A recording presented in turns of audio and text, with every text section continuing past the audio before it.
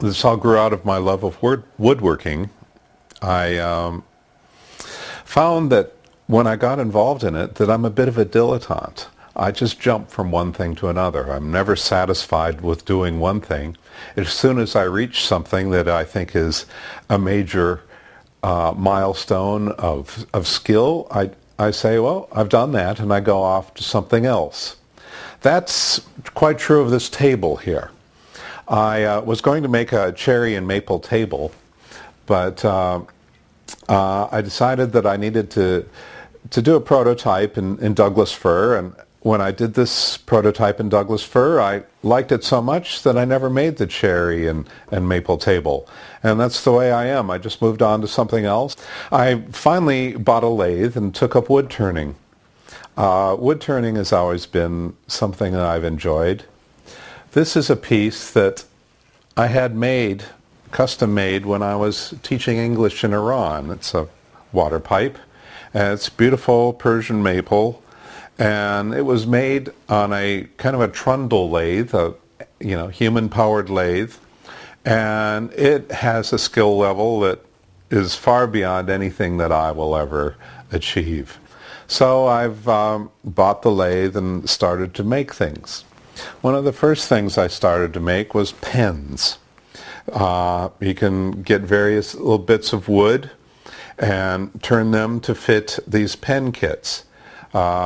This one's rosewood, this one's a darker ebony, but it makes a nice gift. But it seems a little bit,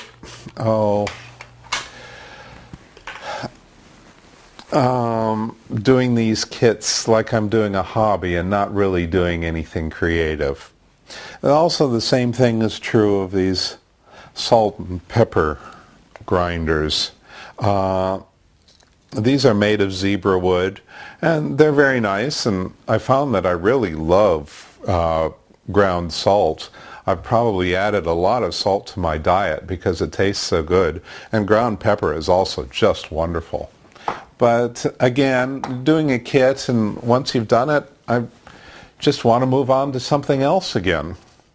So then I started turning bowls, and well, that was a bit of a catastrophe. This bowl here, which is now used to house broken walnut husks, flew off the lathe several times. You can see the broken edge here, and I just had to finish it anyway because it was such a task to get something done that didn't fly off the lathe and break. But finally, I managed to get it down so I can work with it. Currently, I'm working with found objects. I've decided I can't really afford to go out and buy huge hunks of endangered species wood.